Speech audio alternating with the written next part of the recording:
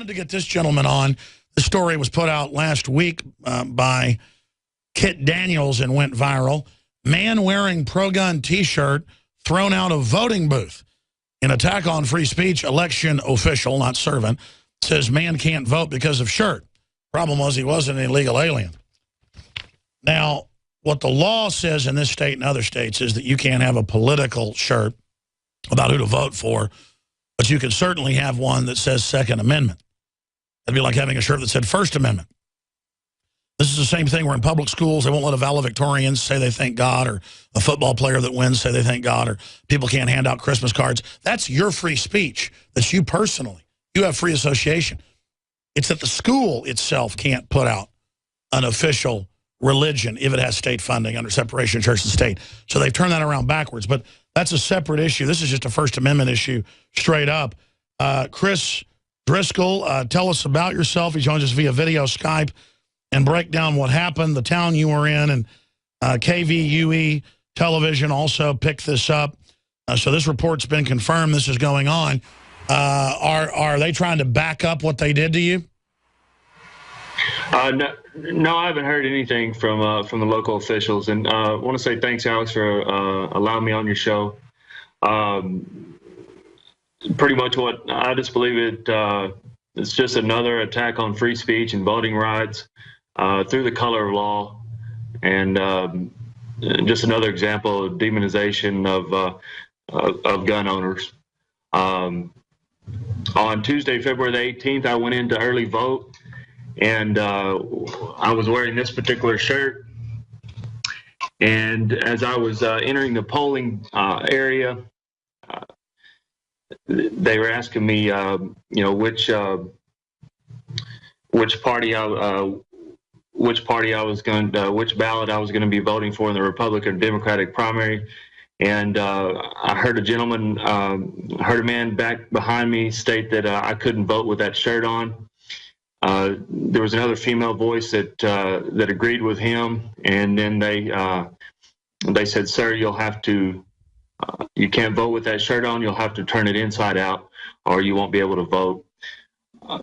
At first, I was kind of dumbfounded. It kind of shocked me, and they told me I could go into another room, turn it inside out.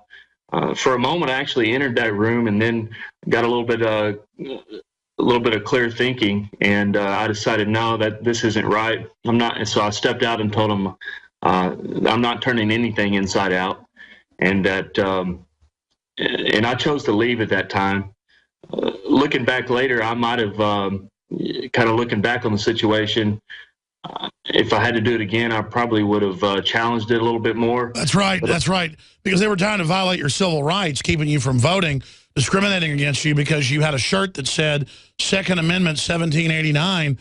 In fact, show TV viewers that are watching on Skype the shirt, and I'll describe it. It says the Second Amendment, America's original homeland security, 1789, with shotguns crossed with a skull over it. And I just don't know that. I mean, that is not a electioneering. That's not a candidate's shirt that you're wearing. Well, at the time, I did ask I asked the man, the poll worker there that was telling me to turn the shirt inside out. I asked him why, and he didn't get into the fact that there was some type of that there was a proposition on the Republican ballot stating that Texans should support Second Amendment liberties by expanding locations where concealed handgun license holders may legally carry. He just told me real quickly, well, that's political, and you can't wear anything political in here. But it's not political. It's a basic right, and clearly it was discriminatory. I wonder if you'd have been allowed to wear an Obama shirt in there. Yeah. Who knows what? And, I had a comment when someone asked me, it stated that, would they have turned away a Marine Corps shirt because it had a picture of a gun on it? Who knows? But I can tell you that it seemed like the tone of his voice and the way that he stated his reasoning and the way that he spoke definitely seemed like, to me, it seemed like he had a major problem with my T-shirt. You know, my shirt didn't advocate for no party, candidate, or ballot measure. It was just you know, stating a law and a fact, the Second Amendment. If it had said something about, you know, vote yes or no on Proposition 2, and then once again, it's just a proposition. You know, these propositions, they don't elect anyone. They don't determine any type of law. They're just an opinion. They're just a poll. So I think I really think that they just kind of stressed the law here, and under the color of law, I think they may have done something illegal. Well, that's exactly what's going on. Well, Chris, thanks for your testimony. Where is this going from here? I mean, I guess next time you'll try to wear your Second Amendment shirt back in there again. I probably will, or you know, I have various other shirts, and really, you know, a lot of people are thinking that I did this on purpose, or I was trying to drum up some you know, publicity. Honestly, I just put the shirt on that morning. I went to have breakfast, and on my way back, I live fairly close to the courthouse. I saw that the early voting was happening, and I happened to have my voter registration card with me that I'd recently got in the mail, so I went in and voted. You know, if I would have been on a mission here, I probably would have been arrested. But, sure. Well, they always try to turn things around. We see young men kicked out of school because they're wearing an NRA shirt saying the right that defends the rest. We see the NFL banning pro-gun ads but allowing video game ads showing mass murder. I mean, we see real discrimination against the free speech, the First Amendment, to defend the Second. So they're trying to destroy our Second by restricting our First, and I'm glad you spoke out and drew attention to this. Thank you so much for spending time with us, Mr. Driscoll. I appreciate it, and I want to leave you with a good favorite quote of mine from Thomas Jefferson states, "All tyranny needs to gain a foothold is for people of good conscience to remain silent." That's right. Any other points you'd like to make? No, sir. I do appreciate you having me on. Thank you so much for joining us. All right, folks. We just wanted to get him on testimony to see another example of the persecution of the Second Amendment. And it happens a lot where, again, you're shooting on your own ranch. Your neighbors aren't from a rural area. They call the police on you. The police still respond and act like you've done something wrong. People wearing shirts with guns on them get questioned or thrown out of shopping malls. And, again, it's only the image of a citizen with a gun that has been made to be anathema and so evil, not the image of the state with guns. I'm going to get into what's happening in the Ukraine and California smartphone kill switch proposal going nationwide here in just a moment.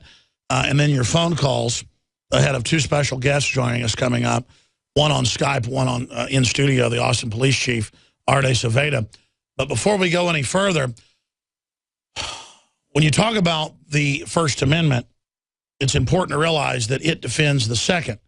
And then it's important to realize that the Second defends the First, and vice versa. They're all in mutual defense of each other. And we came out with two new shirts that are the best seller of all time at InfoWarsStore.com, which is great. It funds our operation and then gets the word out.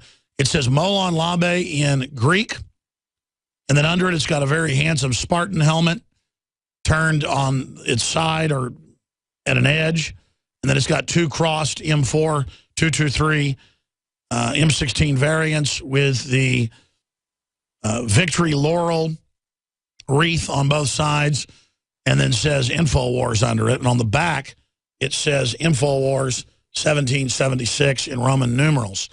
Then we have another version that just says InfoWars on the front and Molon Labe on the back. But obviously the best seller is the Molon Labe by itself. And I came up with this design. I like this design.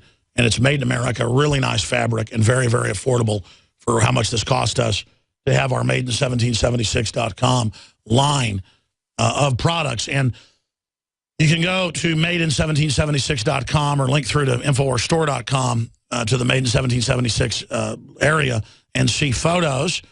We'll go ahead and click on that, of Leanne McAdoo sporting the new female Molon Labe version that is gold foil sprayed on.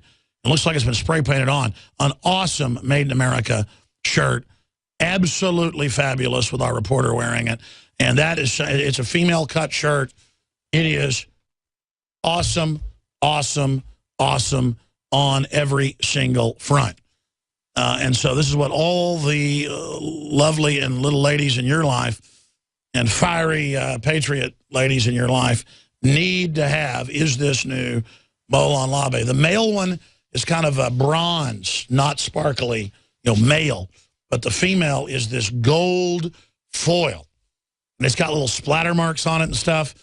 In fact, we should probably put some more photos up there of Leanne up close. People can really see what the pattern looks like. This is the best Molon Labe shirt out there, bar none. InfoWarsStore.com. You are watching the best of the Alex Jones Show, weekdays from 11 a.m. to 2 p.m. Central. Watch live at Infowars.com/show or become a member of InfoWarsNews.com and help us take resistance to the next level.